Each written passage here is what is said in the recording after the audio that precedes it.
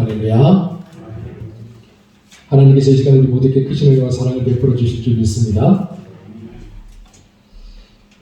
1990년대 우리나라를 발칵 뒤집어 놓은 노래 중에 하나가 서태지의 컴백홈이라는 노래입니다.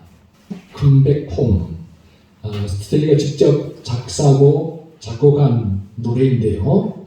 아마도 세계에 알려진 곡 중에서 가장 널리 알려진 서태지의 곡이 아닐까 생각을 해보게 됩니다. 컴백홈이라는 이 노래는 서태지 개인의 개인적인 경험담을 토대로 쓰여졌다라고 하죠. 이 노래 가사만 한번 잠시 들어보시기 바랍니다. 난 지금 무엇을 찾으려고 애를 쓰는 걸까? 난 지금 어디로 쉬지 않고 흘러가는 걸까? 난 내 삶의 끝을 본 적이 있어. 내 가슴 속은 답답해졌어.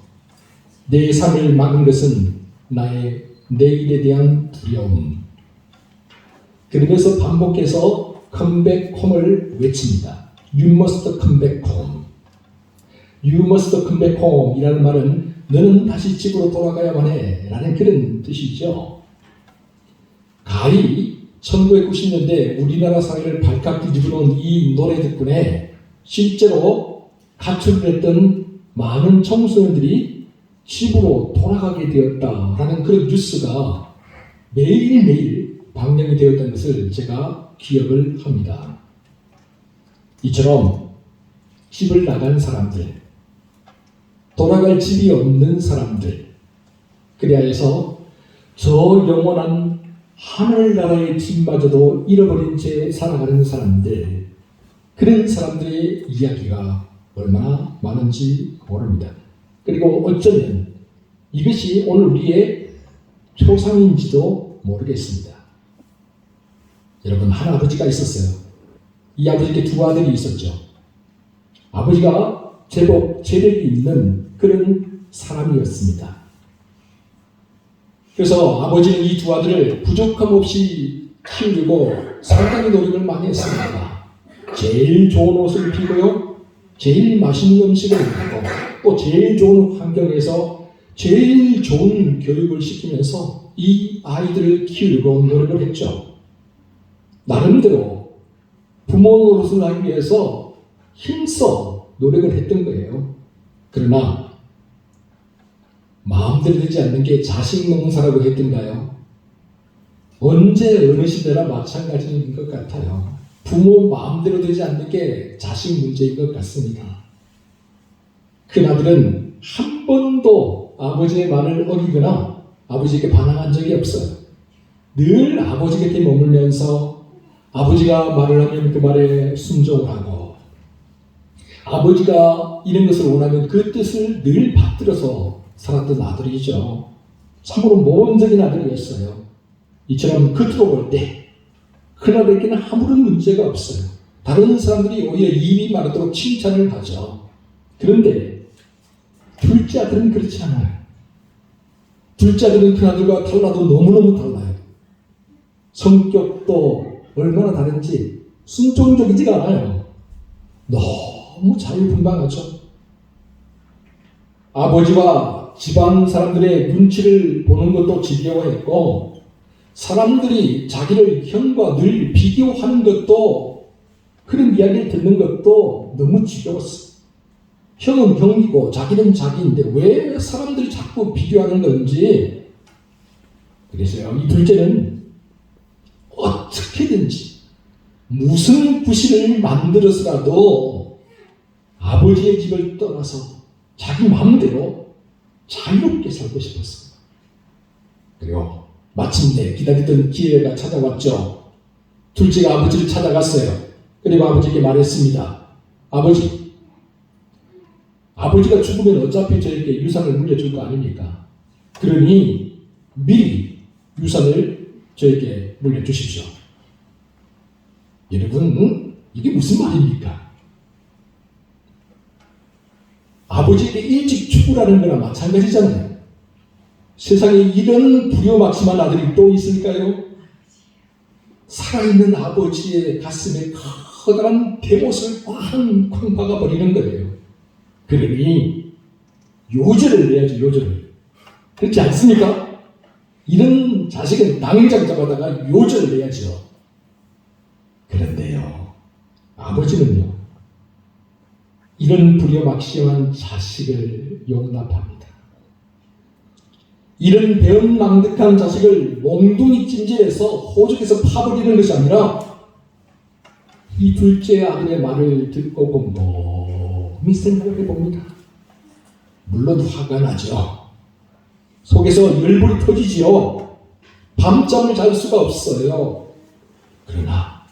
그러면서 그동안 자기가 살아온 삶을 곰곰이 되돌아보는 거예요. 그동안 내가 헛살아왔구나. 잘못 살아왔구나. 내가 세상 일 하는데 너무 바빠서, 돈 버는 일에 너무 바빠서 자식이 비뚤어지는 것도 알아보지를 못했구나. 아무리 생각해도 생각하면 생각할수록 모든 게 자기 잘못인 것만 같아서 괴롭습니다. 마음이 아파요.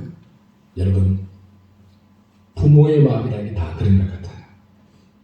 자식의 잘못이 마치 나의 잘못인 것처럼 느껴지고, 자식의 아픔이 마치 나의 아픔인 것처럼 느껴지는 것, 그게 부모의 마음이죠. 그래서 결단을 내려요. 정말 말도 안 되는 결단이죠. 둘째 아들의 요청대로 유산을 미리 나누어서 각각 형과 동생에게 분배를 합니다. 당시에 법대로 큰아들에게는 3분의 1을 주고 둘째 아들에게는 3분의 1의 유산을 나누어 줍니다. 그렇다면 아버지의 이런 마음을 둘째 아들은 알았을까요? 이런 마음을 알고 아버지께 감사하고 고마워했을까요? 둘째 아들은 그 유산을 하루아침에 깡그리 다 정리해버립니다. 그리고는 온다 간다 말도 없이 휑하니 먼 나라로 떠나버립니다. 참 기가 막히죠. 세상에 이렇게 못돼 먹은 아들이 또 어디 있단 말입니까? 여러분, 둘째 아들이 유산을 다 정리해서 먼 나라로 떠났다는 것을 뒤늦게 아버지가 알았을 때 아버지의 마음이 얼마나 아팠을까요? 아버지가 하루하루 얼마나 이 아들을 생각하면서 걱정하면서 지냈을까요? 철없는 저것이 저 많은 돈을 가지고 타고 가서 무슨 일을 저지를 줄 모르는데 행여 나쁜 사람이라도 만나면 어떻게 하나. 재무 하나도 제대로 지키면서 성하게 살아야 할 텐데 그깟 돈이야 다 잃어버려도 그만이지만 그 돈 때문에 귀한 아들을 잃을까 봐서, 그 돈 때문에 귀한 아들을 망쳐버릴까 봐서 노심초사해서 잠 못 이루는 아버지의 마음. 여러분, 이게 바로 부모의 마음이고 어부의 마음이 아니겠습니까? 그러나 둘째 아들은 이런 아버지의 마음은 아는 것 없이 먼 나라로 가서 자유롭게 삽니다. 허랑방탕하게 삽니다. 이제는 눈치 볼 사람이 없잖아요. 형과 비교하는 사람도 없잖아요. 자기에게 싫은 소리 잔소리하는 사람 아무도 없잖아요. 게다가 아버지가 물려준 유산이 있어 돈도 빵빵하게 가지고 있잖아요. 하루하루 마음껏 자유롭게 돈을 펑펑 써서 삽니다. 남부를 것이 없어요. 하루하루가 천국에 돈이 있으니까 친해지려고 하는 사람들이 많습니다. 돈이 있으니까 어디를 가도 귀하게 대접받습니다. 그리고 돈이 있으니까 마치 세상이 내 것인 것처럼 느껴집니다. 그러나 둘째 아들은 쉽게 얻은 돈은 쉽게 내 곁을 떠나버린다는 사실을 몰랐어요. 돈으로 맺어진 관계는 절대 진실하지 않다는 사실을 몰랐어요. 그리고 무엇보다도 문제는 자기가 점점 돈의 노예가 되어가고 있다는 사실을 전혀 몰랐어요. 이의용 교수가 쓴 돈이 보낸 편지라는 글이 있습니다. 여러분 한번 들어보세요. 돈이 보낸 편지. 당신은 언제나 나를 움켜쥐고는 나를 당신의 것이라고 말합니다. 그러나 따지고 보면 당신이 나의 것이죠. 나는 아주 쉽게 당신을 지배할 수 있습니다. 우선 당신은 나를 얻기 위해서라면 죽는 일 말고는 뭐든 다 하려고 합니다. 나는 사람들에게서 무한히 값지고 보배로운 존재죠. 물이 없으면 한 포기 풀도 살 수 없는 것처럼 내가 없으면 사람은 물론 이 세상의 많은 것들이 죽고 말 겁니다. 회사도, 정부도, 학교도, 은행도. 그렇다고 나에게 어떤 신비한 생명력이 있는 것은 아닙니다. 나는 내 힘으로 아무 데도 갈 수 없지만 매일매일 수많은 사람들을 만납니다. 그들은 나 때문에 기뻐하기도 하고 서로 인격을 무시하기도 합니다. 사랑하기도 하고 또한 싸우기도 합니다. 온전히 나 때문에 말이죠. 사람들에게 욕망이 없다면 어쩌면 나는 아무 쓸모없는 존재인지도 모릅니다. 그렇지만 나는 거룩한 일을 하는 사람들이나 가난하고 굶주린 이들을 돕는 선한 사람들, 환자들의 고통을 줄여주려고 하는 이들과도 만납니다. 사실 나의 힘은 무한하답니다. 그러니 부디 나의 노예가 되지 않도록 조심스럽고 현명스럽게 나를 다루어 주시기 바랍니다. 참으로 안타깝게도 둘째 아들은 돈의 노예가 되었습니다. 결국 돈이 그를 먹어버렸어요. 이용해 먹을 만큼 다 이용해 먹고 난 다음에 철저히 그를 버려버렸어요. 결국 그는 폐인이 되어버렸죠. 아무도 그를 떠보지 않는 그릉뱅이, 무실행이가 되어버렸습니다. 돈이 있을 때는, 돈을 펑펑 쓸 때는 간이라도 쓸개라도 빼줄 것처럼 살갑게 다가오는 수많은 사람들이 돈이 딱 떨어지는 순간 매몰차게 안면 몰수해버렸습니다. 마치 징그러운 벌레를 보는 것처럼 그를 쳐다보기 시작했습니다. 그러다가 그날에 큰 흉년이 들게 되었습니다. 먹고 살기가 힘들어졌네요. 그러자 그는 졸지에 노숙자 신세가 되었습니다. 하는 수 없이 먹고 살기 위해서 농장으로 가서 돼지를 치게 되었죠. 유대인들은 돼지를 부정한 동물로 생각하기 때문에 돼지 곁에 가는 것을 별로 좋아하지 않습니다. 유대인들은 돼지 농장을 이방인들에게 맡기지 자기들이 직접 관리하지 않습니다. 그만큼 이 둘째 아들이 천하고 낮아지고 이방인처럼 되어버린 거죠.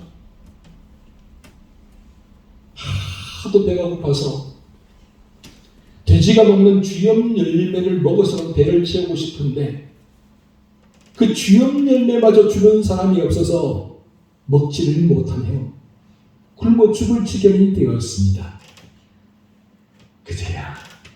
그제서야 그는 제정신이 들었습니다. 본래 자기 자신에게로 돌아오게 되었습니다. 그러면서 자리에 누워서 자신이 살아온 삶을 곰곰이 되돌아보았죠. 가장 먼저 떠오르는 얼굴, 아버지. 아버지는 늘 자기에게 제일 좋은 옷을 입혀주었고 제일 맛있는 음식을 제공해 주었고 제일 좋은 환경에서 제일 좋은 교육을 받으며 살 수 있도록 힘껏 도와주었습니다. 아버지는 늘 자기를 부족함 없이 키우려고 노력했죠. 그런데 자기는 늘 그것을 못마땅하게 여겼어요. 행복에 겨워서 그것이 행복인 줄도 모르고 오히려 원망과 불평을 일삼으며 삐뚤어진 삶을 살았던 거죠. 아버지의 관심을 간섭이라고 생각을 했어요. 아버지가 베풀어주는 은혜와 사랑을 속박과 억압이라고 생각을 했어요. 이렇게 아버지를 생각하고 있자니 자기도 모르게 눈물이 줄을 흘러내립니다. 아버지. 예, 작은 아들이 결심을 하게 됩니다. 이제 돌아가자. 이제 그만 집으로 돌아가자. 내 아버지 집에는 얼마나 먹을 것이 풍족한가. 근데 나는 여기에서 굶어 죽게 생겼구나. 돼지가 먹는 쥐염 열매조차 먹지 못하고 굶어 죽게 생겼구나. 이제 돌아가자. 이제 그만 집으로 돌아가자. 아버지께 가서 말하기를, 아버지, 내가 하늘과 아버지께 죄를 지었습니다. 그러니 지금부터는 감히 아버지의 아들이라고 생각하지 않겠습니다. 나를 품꾼 중에 하나로 여겨주십시오. 그렇게 말하자. 이제 돌아가자. 이제 그만 내 아버지의 집으로 돌아가자. 그렇게 거지 중에 상거지가 되어서 자신이 집으로 돌아오는 둘째 아들. 집으로 돌아가는 그의 발걸음이 얼마나 무거웠을까요? 집으로 돌아가는 그의 마음이 얼마나 착잡했을까요? 그런데요, 아버지는요, 이런 불효막심한 아들, 못돼 먹은 아들 한시도 잊은 적이 없었습니다. 이런 변망득한 아들이 이제나 오래나 저제나 오래나 오매불망 목을 빼고 기다리고 있었어요. 자신이 집을 나간 것이 자기 잘못인 것 같아서, 자기가 잘못 살아서, 자기가 잘못 가르쳐서 그런 것 같아서 둘째 아들이 집을 나간 그 순간부터 마음 편할 날이 없어요. 그런데 둘째 아들이 돌아옵니다. 오마불만 기다리던 그 둘째 아들이 돌아옵니다. 분명 집에 도착하려면 아직도 거리가 먼데, 그런데요, 아버지는요, 오매불망 돌아오기를 기다리는 그 아버지는요, 그 둘째의 모습을 알아봐요. 거지 중에 상거지가 되어서 돌아오는 그 아들의 모습을 알아봐요. 아버지가 가만히 있을 수가 없었어요. 그 자리에서 벌떡 일어납니다. 신발도 신지 않고 벗은발로 달려갑니다. 저 멀리에서 상거지가 되어서 투벅투벅 그런 아들을 향해 아버지가 벗은발로 달려갑니다. 달려오는 아버지를 알아보고 그 자리에 서서 쭈뼛쭈뼛 어떻게 할 줄을 모르는 아들, 아버지가 달려가서 오라! 그를 안습니다. 있는 힘을 다해 끌어안습니다.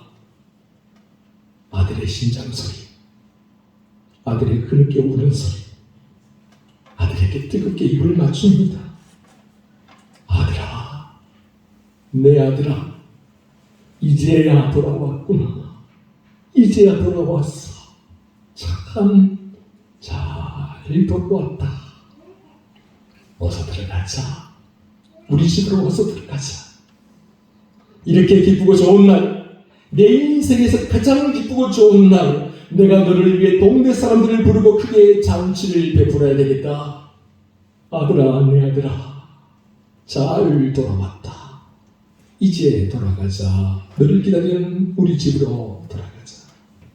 여러분, 바로 이게 부모의 마음이죠. 바로 이게 어버이의 마음이죠. 필립 얀시가 쓴 놀라운 하나님의 은혜라는 책에 나오는 내용입니다. 어느 스페인 가정에 있었던 이야기죠. 아주 작고 사소한 일로 아버지와 아들이 다투게 되었습니다. 이 다툼이 있고 그 다음 날 아들은 온다 간다 말도 없이 짐을 싸서 집을 떠나버렸습니다. 스페인의 수도인 마드리드로 떠나버린 거죠. 아버지는 짐 나간 아들이 늘 염려가 되고 걱정이 되었습니다. 결국 더 늦기 전에 서로 화해하기로 마음을 먹게 되죠. 그래서 아버지는 스페인의 유명한 신문인 엘리베랄 신문에 이런 광고를 하나 실었습니다. 파고 화요일 정오에 몬타나 호텔 앞에서 만나자. 이제 다 용서했다.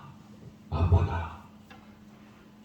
참고로 이 파고라는 이름은 스페인에서 남자들이 주로 많이 쓰는 이름 중에 하나입니다. 그런데요, 아버지가 정해진 날짜, 정해진 장소, 화요일 정오 몬타나 호텔 앞으로 나아갔을 때 아버지는 깜짝 놀라고 말았습니다. 왜냐하면 그곳에는 무려 800명이나 되는 파고라는 이름을 가진 남자들이 저마다의 아버지를 서성이며 기다리고 있었기 때문입니다.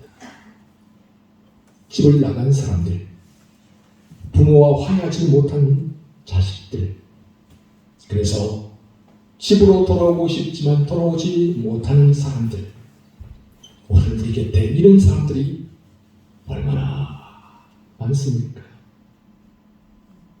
그런데요, 오늘 본문에 나오는 이 비유 이야기는 단순한 아버지와 아들의 이야기가 아닙니다. 이것은 죄인들을 향한 하나님 아버지의 러브 스토리, 사랑 이야기입니다. 그렇기 때문에 이것은 하나님을 떠난 인간의 이야기이며 이것은 하늘 집으로 돌아가는 길을 잃어버린 오늘 우리의 이야기라고 할 수 있습니다. 사람들에게 제가 하나님 나라에 가려면 어떻게 해야 합니까? 라고 이렇게 물으면 많은 사람들이 이렇게 대답을 해요. 착하게 살아야지, 선하게 살아야지. 물론 틀린 대답은 아닙니다. 맞는 말이죠. 일정 정도 맞습니다. 그러나 이것도 오늘 본문에 나오는 이야기와 견주어 본다면 상충되는 부분이 있습니다. 사실 우리가 하나님 나라에 들어가기 위해서는요, 그냥 하나님 앞에 나와서 하나님 용서해 주세요, 하나님 저를 받아주세요 라고 진실한 마음으로 고백하기만 하면 됩니다. 그래서 여러분, 주님과 함께 십자가에 매달렸던 한편 강도가 최후의 순간에 예수여 당신의 나라가 임할 때에 나를 기억해 주소서라고 했을 때 주님은 그에게 내가 진실로 너에게 이르노니 오늘 네가 나와 함께 낙원에 있으리라 라고 그렇게 말씀해 주셨던 겁니다. 주님 앞에 나와 나를 불쌍히 여겨 주옵소서, 나를 구원해 주옵소서, 그 한마디면 됩니다. 사랑하는 성도 여러분, 우리 하나님은 지금까지 줄곧 기다리고 계십니다. 집 나간 둘째 아버지, 그 아버지가 둘째 아들을 그리워하며 기다렸던 것처럼 우리 하나님도 역시 마찬가지로 지금까지 기다리고 계십니다. 아니, 어쩌면 우리 하나님은 단순히 기다리는 분이 아니라 직접 찾아 나서는 분이기도 합니다. 목자가 잃은 양을 찾아서 직접 나서는 것처럼 여인이 잃어버린 동전을 찾기 위해서 온 집안 구석구석을 뒤지고 있는 것처럼 하나님은 직접 찾아 나서는 분이죠. 아니, 어쩌면 우리 하나님은 이미 우리 곁으로 찾아오신 분이라고 할 수 있습니다. 그 어떤 목자, 그 어떤 여인보다 무한히 먼 길을 진정 그분은 저 하늘의 영광을 버린 채 친히 인간의 몸을 입고 이 낮고 천한 것으로 그 무한히 먼 길을 찾아오신 분입니다. 그래서 성경은 이렇게 말합니다. 하나님이 세상을 이처럼 사랑하사 독생자를 주셨으니 이는 그를 믿는 자마다 멸망하지 않고 영생을 얻게 하려 하십니다. 그러므로 오늘 이 시간 우리 모두가 우리를 찾아오신 하나님의 품으로 나아갑시다. 우리를 기다리고 계신 하나님의 집으로 돌아갑시다. 그리고 바로 그곳에서 주님과 뜨겁게 포옹을 하고 거룩하게 입 맞추며 이제까지 우리가 하지 못했던 못한 말들을 다 풀어놓을 수 있는 저와 여러분 모두가 될 수 있기를 주의 이름으로 축원합니다. 기도하겠습니다. 우리를 기다리고 계시는 주님, 우리를 찾아오시는 주님, 우리가 해야 할 일은 단지 진실한 마음으로 주님 용서해 주옵소서, 주님 구원해 주옵소서라고 부르짖는 것입니다. 그리고 그것이면 족하다고 말씀하시는 주님, 이 시간 주님의 그 크신 사랑과 은혜를 의지하고 주님 앞으로 나아갑니다. 우리의 모습 이대로, 우리의 있는 모습 이대로 받아주시옵소서. 주님의 품에 우리를 안아주옵소서. 그래야 이제부터 하늘 소망을 가슴에 품고 저 하늘의 집을 바라보며 살아가는 우리 모두가 되게 하여 주옵소서. 이 모든 말씀 우리 구주 예수 그리스도의 이름으로 기도옵나이다. 아멘.